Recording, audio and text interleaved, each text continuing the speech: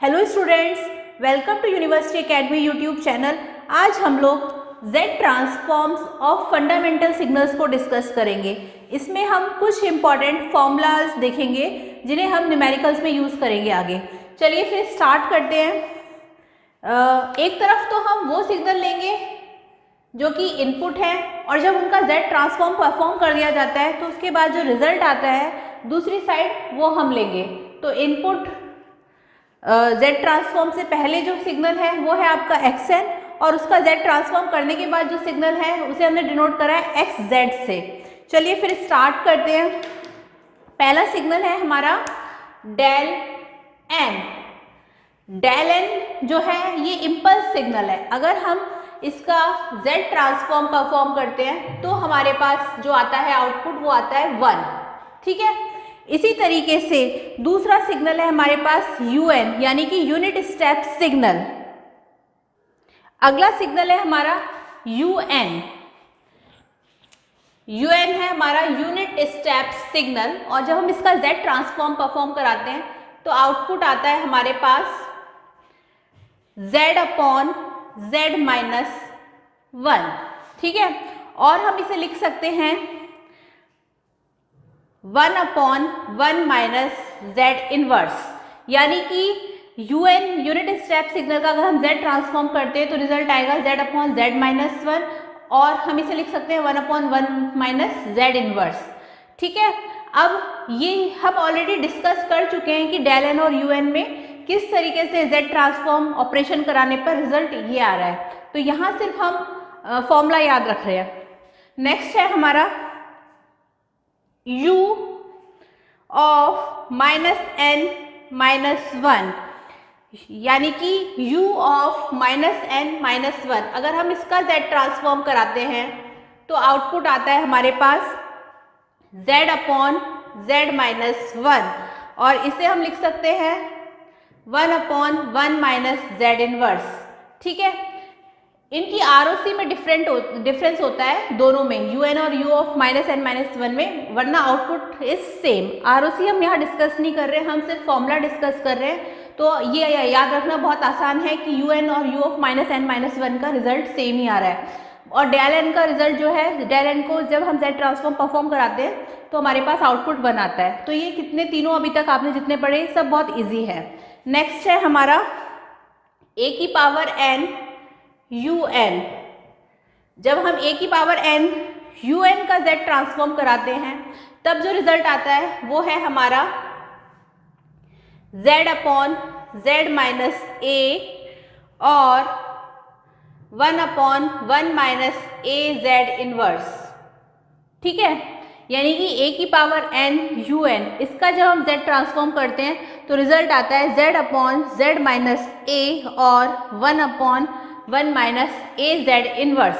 ठीक है, नेक्स्ट है हमारा माइनस a की power n u of minus n minus 1 minus a की power n u of minus n minus 1। अगर हम इसका Z ट्रांसफॉर्म कराते हैं तो हमारे पास आउटपुट आता है a Z divided by a Z minus 1 और 1 अपॉन 1 माइनस a Z की पावर माइनस 1। ठीक है, मतलब माइनस a की power n u of minus n minus 1। अगर हम इसका Z ट्रांसफॉर्म करा रहे हैं तो रिजल्ट आ रहा है a Z divided by a Z minus 1 और इसे हम लिख सकते हैं 1 अपॉन 1 माइनस a Z की होल पावर माइनस 1। तो आपने देखा कि ये वाले सारे फॉर्मूलाज कितने इजी हैं। ठीक है, नेक्स्ट फॉर्मूला है हमारा, अब मैं ये रफ कर देती हूँ और फॉर्मूलेज देख लेते हैं। ये सब आपको याद रखने हैं। डेल n का Z ट्रांसफॉर्म आ रहा है 1, UN का Z ट्रांसफॉर्म है Z अपॉन Z माइनस 1 और हम लिख सकते हैं 1 अपॉन Z इनवर्स। इसी तरह U of minus n minus 1 Z transform का भी यही रिजल्ट है। देन a की पावर n UN का Z ट्रांसफॉर्म कर रहे हैं तो आ रहा है Z upon Z minus a और 1 upon 1 minus a Z inverse.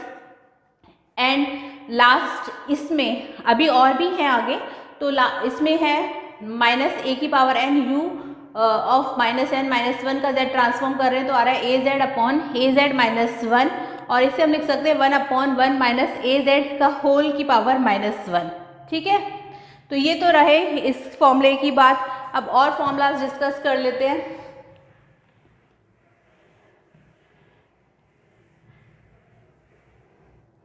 Next है हमारा del n minus m। Del n minus m, जब हम इसका z ट्रांसफॉर्म करते हैं तब जो रिजल्ट आता है वो आता है हमारे पास z की पावर -m, यानी कि डेल n माइनस m का जब हम z ट्रांसफॉर्म करते हैं तो हमारे पास रिजल्ट आता है z की पावर -m। इसी तरह से यहाँ पर नेक्स्ट है हमारा a की power n cos omega n un, a की power n cos omega n un, इसका जब z ट्रांसफॉर्म करते हैं तो वो आता है हमारे पास z² minus az cos omega divided by z² minus 2az cos omega plus a²। मतलब a की power n cos omega n un का z ट्रांसफॉर्म किया तो वो आया z² minus az cos omega divided by z² minus 2az cos omega plus a²। इसी तरह अगर cos ओमेगा n की जगह sin ओमेगा n हो तब रिजल्ट आएगा a की power n sin omega n un। इसका जब हम z ट्रांसफॉर्म परफॉर्म करेंगे तो आउटपुट पर जो रिजल्ट आएगा वो आएगा az sin omega divided by z² minus 2az cos omega plus a²। ठीक है, तो इसमें हम एक बार और देख लेते हैं। जब हमने डेल n माइनस m का z ट्रांसफॉर्म किया तो आउटपुट आया z की पावर -m। इसी तरह a की power n cos omega n un का z ट्रांसफॉर्म किया तो आउटपुट आया z² minus az cos omega divided by z² minus 2az cos omega plus a²। अब हमने cos ओमेगा n की जगह sin ओमेगा n ले लिया, बाकी सब सेम है। तो a की power n sin omega n un का जब हमने z ट्रांसफॉर्म परफॉर्म किया तो आउटपुट आया az sin omega divided by z² minus 2az cos omega plus a²। तो आपने देखा ये z transforms of fundamental signals के आउटपुट रिजल्ट थे जो कि आपको याद रखने हैं। इसमें से हम कुछ रिजल्ट जो है वो ऑलरेडी न्यूमेरिकल्स में सॉल्व कर चुके हैं। तो ये आई होप आपको आज का लेक्चर समझ में आया होगा। इसमें समझने के लिए कुछ है ही नहीं, इसमें बस आपको ये रिजल्ट याद रखने हैं ताकि जब न्यूमेरिकल में क्वेश्चन 5 to 10 मार्क्स में आए तो आप इसे याद रख सकें। हालांकि ये थोड़ा याद रखना मुश्किल है, लेकिन इससे पहले वाले जो थे और इंक्लूडिंग दिस ये सारे इजी हैं और आपको याद रखने हैं। भले ये दो आप ना भी याद रखें, क्योंकि अगर क्वेश्चन आता है तो ये आप सॉल्व भी कर सकते हैं, क्योंकि थोड़ा लेंदी प्रोसेस है। और अगर याद रखना चाहें तो याद भी रख ले, इसमें कुछ है भी नहीं, क्योंकि नीचे की डिजिट तो दोनों की सेम है, बस ऊपर डिफरेंस है, तो याद भी रख सकते हैं। तो ये तो रहा z transforms of fundamental signals. Next lectures में हम कुछ न्यूमेरिकल डिस्कस करेंगे z ट्रांसफॉर्म के। तब तक आप इसे अच्छे से पढ़ें, और अगर आपको कोई भी डाउट है तो मुझे कमेंट सेक्शन में जाकर बता सकते हैं। और अगर आपको हमारा ये यूट्यूब चैनल पसंद आया तो इसे ज़्यादा से ज़्यादा लाइक, शेयर और सब्सक्राइब करें। जो हम लेक्चर्स पढ़ रहे हैं इनके हैंड रिटन नोट्स आप डिस्क्रिप्शन बॉक्स से डाउनलोड कर सकते हैं। और z ट्रांसफॉर्म मोस्ट इम्पॉर्टेंट है, क्योंकि न्यूमेरिकल में ज़्यादातर इसके क्वेश्चंस आते हैं एग्जाम में, तो आप इसे अच्छे से पढ़ें। फिर नेक्स्ट क्लास में हम लोग न्यूमेरिकल्स डिस्कस करेंगे z ट्रांसफॉर्म के।